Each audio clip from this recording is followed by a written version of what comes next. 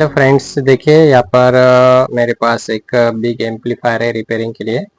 तो यहाँ पर आप देख सकते हैं कि ये जो एम्पलीफायर है डेड कंडीशन में मेरे पास आया है अभी। लेकिन ये एम्पलीफायर इतना खतरनाक है यहाँ पर कि बॉडी करंट भी आ रहा है इसको।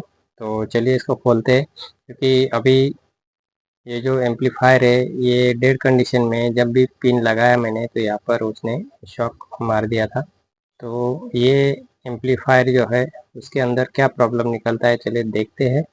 तो यहाँ पर देखिए मैंने इसको खोल दिया है। तो खोलने के बाद इसका थोड़ा सा मैं आपको लुक दिखाता हूँ अंदर से। तो देखिए इस तरह का है।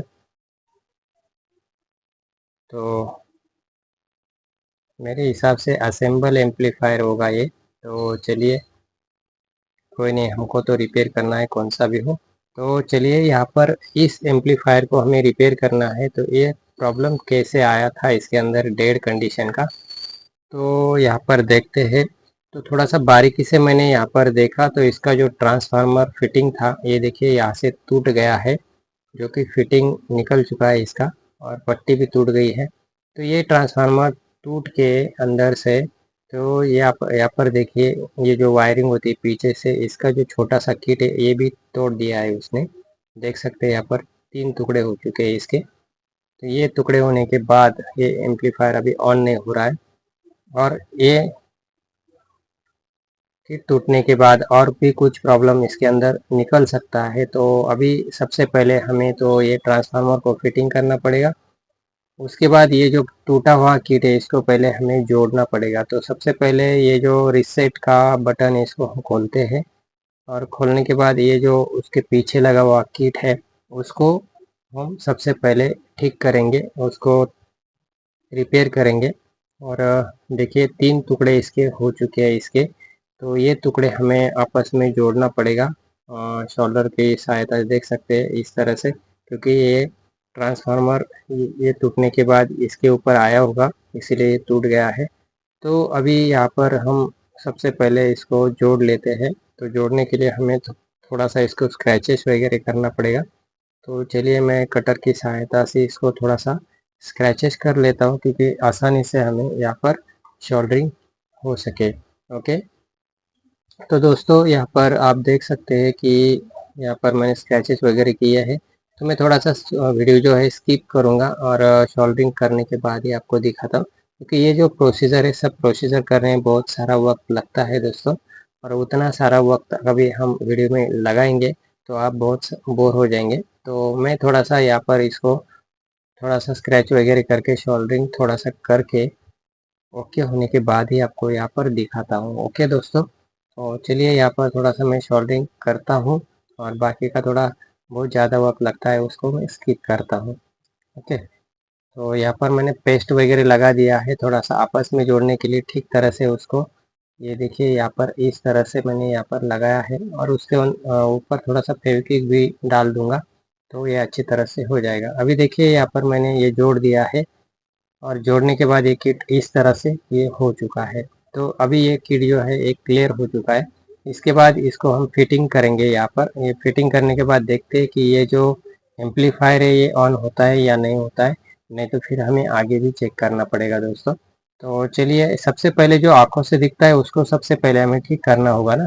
तो इसीलिए मैंने ये सबसे पहले इसको ठीक कर लिया है। और ये ठीक होने के बाद हमें यहाँ पर जो हमें एम्पलीफायर ऑन होना चाहिए वो होता है कि नहीं वो देखना पड़ेगा। और सबसे पहले तो ये करंट मार रहा था, तो करंट मार रहा था, अभी ये करंट उसका बंद हो गया है कि वो देखना पड़ेगा। ओके। तो चलिए यहाँ पर मैंने ये रीसेट का बटन जो है पीछे से वो लगा दिया है, और यहाँ पर मैं इसको अभी ऑन करके देखता हूँ। देखिए यहाँ पर ये ओके हो चुका है। अभी इसको ऑन करके देखते हैं, और ऑन करके देखने के बाद देखते हैं इसके ये चालू हो जाता है या इसके अंदर कुछ और प्रॉब्लम निकलता है। तो देखते हैं कि यहाँ पर मैंने अभी ऑन किया है, और ऑन करने के बाद यहाँ पर इसका जो फैन है, देखिए फैन चालू हो चुका है इसका। ये देखिए फैन घूम रहा है। लेकिन यहाँ पर दोस्तों कोई भी एलईडी लाइट, पावर लाइट इस ऑन नहीं हुआ। तो यहाँ पर कुछ भी इसका एलईडी वगैरह ग्लो नहीं कर रहा है, मतलब यूएसबी भी नहीं चल रहा है, ब्लूटूथ नहीं, कुछ नहीं, मतलब आगे से पूरा दिखाने को ये डेट दिख रहा है। तो यहाँ पर सबसे पहले हमें वोल्टेज यहाँ पर चेक करने पड़ेंगे दोस्तों, कि यहाँ पर वोल्टेज आएंगे तो ही हमारा एम्पलीफायर ऑन होगा। तो यहाँ पर सबसे पहले हम नीचे से देख लेते हैं कोई लूज कॉन्टेक्ट वगैरह तो नहीं है। तो यहाँ पर जो कैपेसिटर है उसमें कुछ फूला हुआ या फूटा हुआ तो नहीं है, वो देखेंगे। क्योंकि यह ये एम्पलीफायर में कहीं भी मुझे फ्यूज़ नहीं दिखा, क्योंकि फ्यूज़ लगाया गया नहीं इसके अंदर, तो पता नहीं क्यों नहीं लगाया। तो चलिए यहाँ पर मैं इसको खोल के देखता हूँ कि नीचे से कुछ प्रॉब्लम तो नहीं है इस किट के ऊपर, क्योंकि कुछ शॉर्ट सर्किट हो जाता है तो ये अपने आप से बंद हो जाता है, रीसेट हो जाता है। तो यहाँ पर देखते हैं कि ये जो नीचे से जो लगाया हुआ है कैपेसिटर, वो तो मुझे ठीक लग रहा है, कोई प्रॉब्लम इसके अंदर नहीं दिख रहा है। तो यहाँ पर मैंने देख लिया है, कोई प्रॉब्लम इसके अंदर नहीं दिख रहा है दोस्तों। तो बिल्कुल खुला हुआ नहीं है, कुछ प्रॉब्लम नहीं दिखा। तो इसको फिटिंग कर देते हैं वापस पहले की तरह, क्योंकि ये चेक करना होगा कि चेक कैपेसिटर इसके अंदर लगे हुए हैं, तो कोई ना कोई कैपेसिटर ऐसा होता है कि खुला हुआ आता है, और उसकी वजह से भी प्रॉब्लम बहुत सारे आते हैं। तो ये कोई प्रॉब्लम इसके अंदर मुझे नहीं दिखाई दिया। तो अभी यहाँ पर देखते हैं वोल्टेज चेक करके कि यहाँ पर वोल्टेज आता है या नहीं आता है। यहाँ पर ये देखिए, यहाँ पर ब्रिज रेक्टिफायर लगा हुआ है। सॉरी, ब्रिज रेक्टिफायर यहाँ पर एसी डीसी होता है, तो यहाँ से देखिए वोल्टेज डीसी बन के रेडी हो जाता है। तो यहाँ पर देखिए, ये यहाँ पर हमें दिखाई दिया, देखिए यहाँ पर बहुत सारा गर्म होके ये पिघल गया है, और ये जो एक वायर यहाँ पर ये देखिए निकल चुका है अपने आप से गर्म होके। तो एक वायर निकलने की वजह से भी ये प्रॉब्लम आ सकता है कि आगे वोल्टेज नहीं आ रहा है, और नीचे वाला वायर भी बिल्कुल इसका निकल चुका है। मतलब एसी का जो जो दोनों भी वायर है ये अपने आप से निकल के अंदर ही रह गया था, और ऊपर से दिख रहा था कि वो जुड़ा हुआ है, क्योंकि उसके ऊपर ये जो प्लास्टिक का लगा हुआ था। तो मैंने यहाँ पर चेक किया आपस में, तो यहाँ पर दिख रहा आपको, तो कंटिन्यूटी मिल रही है दोस्तों, जो कि नहीं मिलनी चाहिए। ये देखिए एसी में हमें कंटिन्यूटी मिल रही है, ये एसी में कंटिन्यूटी आएगी तो हमारा एम्पलीफायर शॉर्ट है, अपना सॉरी ब्रिज रेक्टिफायर शॉर्ट हो सकता है। तो सबसे पहले इसको खोल के हमें चेक करना होगा कि ब्रिज रेक्टिफायर जो है वो शॉर्ट हुआ है या अलग कुछ प्रॉब्लम है इसके अंदर। तो सबसे पहले ब्रिज रेक्टिफायर को खोलने के लिए हमें यहाँ पर एक चैनल जो होता है वो चैनल को खोलना पड़ेगा।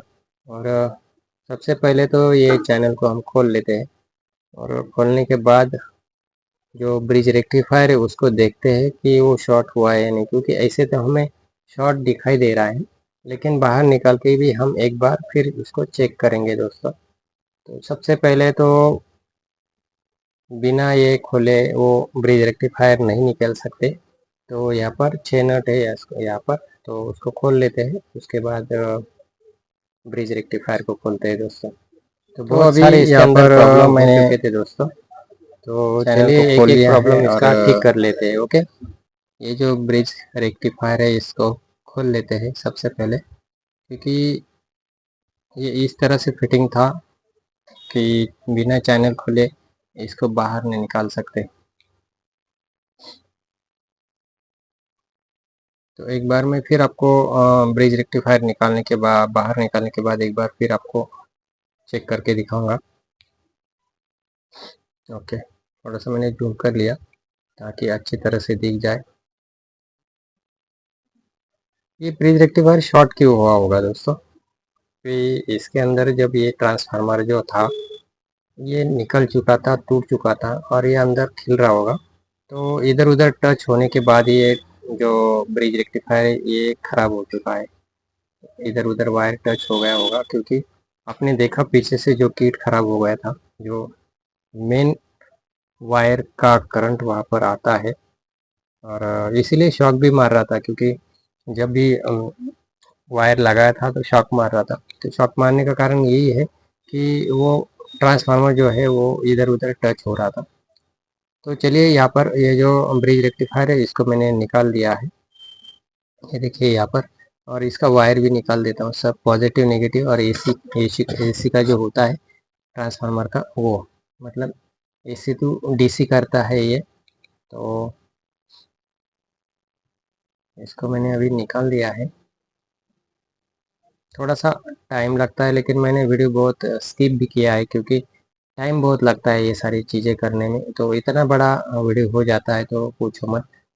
अभी जो जो मेन मेन है वही दिखाने के बाद भी इतना बड़ा वीडियो हो चुका है दोस्तों। तो चलिए यहाँ पर ये जो वायर है ये सब निकाल देता हूँ। अभी मेरा जो शोल्डर मशीन है वो थोड़ा सा कम तपा है, तो दूसरा शोल्डर मशीन देता हूँ मैं, क्योंकि यहाँ पर ये काम नहीं कर रहा है, छोटा पड़ रहा है वहाँ पर, और शोल्डर बहुत बड़ा हो गया है। देखिए यहाँ पर नहीं निकल रहा है ना, तो इसको मैं दूसरे शोल्डर मशीन से निकालता हूँ, क्योंकि बड़ा भी मशीन मेरे पास है 50 वाट का। तो चलिए निकल गया ये भी, नो प्रॉब्लम। तो यहाँ पर ये ब्रिज रेक्टिफायर जो था ये शॉर्टिंग होने के बाद ये प्रॉब्लम हो गया था कि ये चालू नहीं हो रहा था। अभी देखते हैं यहाँ पर दूसरा ब्रिज रेक्टिफायर जो है उसको लगा के देखेंगे। तो सबसे पहले तो इसको चेक कर लेते हैं ना, क्योंकि ये हमें वहाँ पर शॉर्टिंग दिखाई दे रहा था, क्योंकि ऐसा होता है कभी कभी ट्रांसफार्मर की वजह से भी हमें दिखाई देता है कि शॉर्ट हुआ है। लेकिन यहाँ पर अभी बाहर निकालने के बाद इसने कंटिन्यूटी नहीं देना चाहिए, ताकि दे दिया तो ये फिर ब्रिज रेक्टिफायर एक ख़राब है। तो देखिए यहाँ पर आमने सामने जो है यहाँ पर एसी की लाइन आती है, तो यहाँ पर देखिए कंटिन्यूटी मिल रही है, मतलब ये शॉर्टिंग हो गया है। अभी यहाँ पर हम देखते हैं तो यहाँ पर बिल्कुल शॉर्टिंग नहीं आ रही, पॉजिटिव नेगेटिव पर देखिए यहाँ पर शॉर्टिंग नहीं आ रही। लेकिन हम यहाँ पर देख रहे हैं एसी पर शॉर्टिंग आ रही है। पॉजिटिव पर शॉर्टिंग नहीं मिली, लेकिन नेगेटिव पर शॉर्टिंग मिल रही है एसी से, देखिए यहाँ पर। मतलब ये जो तीनों पॉइंट है ये तीनों पॉइंट शॉर्ट हो गए हैं, खाली पॉजिटिव का छोड़ के। मतलब ये ब्रिज रेक्टिफायर जो है कम्प्लीटली शॉर्ट हो चुका है। अभी यहाँ पर हम दूसरा जो ब्रिज रेक्टिफायर है उसको लगाते हैं। तो चलिए मैंने नया लाया है, तो यहाँ पर ये नया ब्रिज रेक्टिफायर यहाँ पर लगा देते हैं, और ये देखिए ये नया वाला है, तो लगा देंगे उसको। और लगाने के बाद देखते हैं कि हमारा ये जो एम्पलीफायर बंद हो गया था वो चालू होता है कि नहीं होता है। नहीं तो फिर से हमें करंट आने के बाद कभी इसका आवाज़ नहीं आता है, तो फिर भी हमें आगे का काम करना पड़ेगा। ये स्टेप बाय स्टेप होता है, तो यहाँ पर कभी हमको आवाज़ आता है तो फिर हमें आगे का काम करने की ज़रूरत नहीं है। लेकिन यहाँ पर ये ब्रिज रेक्टिफायर बिठाने के बाद हमारा एम्पलीफायर चालू हो जाता है, आवाज़ आता है तो कोई प्रॉब्लम नहीं है, बिल्कुल ये ठीक हो जाएगा। तो अभी देखते हैं यहाँ पर कि ये ब्रिज रेक्टिफायर फिटिंग करने के बाद क्या होता है। तो यहाँ पर मैंने अच्छी तरह से इसको फिटिंग कर दिया है, और बहुत ही ज़्यादा इसको कसना है, क्योंकि जितना ज़्यादा यहाँ पर ये फिटिंग हो जाएगा उतना अच्छा ये टिक सकता है, नहीं तो फिर जल्दी ख़राब हो जाता है। तो जितना ज़्यादा मैंने कसना था उतना कस दिया। यहाँ पर थोड़ा पेस्ट वगैरह लगा के थोड़ा सा पहले ही मैं शोल्डर कर दूंगा, और उसके बाद वायर को शोल्डर करूँगा, क्योंकि ऐसे करेंगे तो ये अच्छा शोल्डर हो जाएगा। डायरेक्टली वायर वहाँ पर लगाएंगे तो बहुत टाइम लगता है, और वायर भी जल्दी चिपकती नहीं है। तो कभी भी आपको ब्रिज रेक्टिफायर पे शोल्डर करना होगा, तो पहले ब्रिज रेक्टिफायर के जो पॉइंट होते हैं वहाँ पर अच्छी तरह से पेस्ट लगा के शोल्डर करके रखना। उसके बाद आप खाली वायर भी वहाँ पर रखोगे तो जल्दी शोल्डर हो जाएगा। ओके, तो इस तरह से कभी भी करके देखना, अच्छी तरह से ये प्रॉब्लम आपका ठीक हो जाएगा सोल्डरिंग का। तो चारों भी पॉइंट मैंने इस तरह से सोल्डरिंग कर दिए हैं। ओके, अभी देखिए यहाँ पर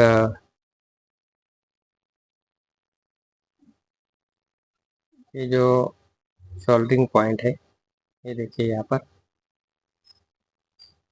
ये अच्छी तरह से मैंने सोल्डरिंग कर दिया, और वायर भी इसको लगा देता हूँ। वायर लगाने में थोड़ा सा टाइम लगता है, तो एक दो वायर लगा के फिर मैं आपको थोड़ा सा स्किप करूँगा, उसके बाद लगा के डायरेक्ट दिखा दूँगा। ओके, तो देखिए यहाँ पर ये जो वायर दिख रहा है आपको चारों वायर है, लेकिन थोड़ा सा टाइम लगता है, क्योंकि यहाँ पर हम एकदम माप में वायर होता है, और इधर उधर ज़्यादा खींच नहीं सकते उसको, तो थोड़ा सा वक्त यहाँ पर लगेगा। तो मैं थोड़ा सा स्किप करता हूँ वीडियो, तो उसके बाद आपको दिखाता हूँ चारों वायर सोल्डरिंग करने के बाद। ये देखिए, और वायर बहुत ज़्यादा गर्म हो जाती है जब भी हम सोल्डरिंग करते हैं ना, बहुत ज़्यादा गर्म होती है, क्योंकि बहुत ज़्यादा वाला वायर उसके अंदर होता है, तुरंत तब जाता है वो, तो झटका लग सकता है। तो इसीलिए थोड़ा सा वक्त लगेगा, लेकिन अच्छी तरह से सोल्डर करना पड़ेगा। ओके, तो यहाँ पर बड़ा शोल्डर से मैं कर रहा हूँ 50 वाट का है, तो इससे अच्छी तरह से सोल्डरिंग हो जाता है।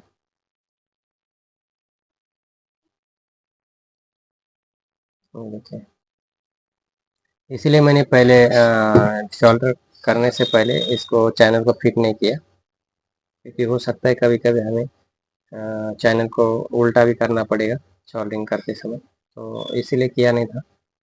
कोई ज़रूरत नहीं लग रही मुझे, तो ऐसे हो जाएगा। ये पॉजिटिव का वायर है, उसको ही लगा देंगे, अभी लास्ट का वायर है।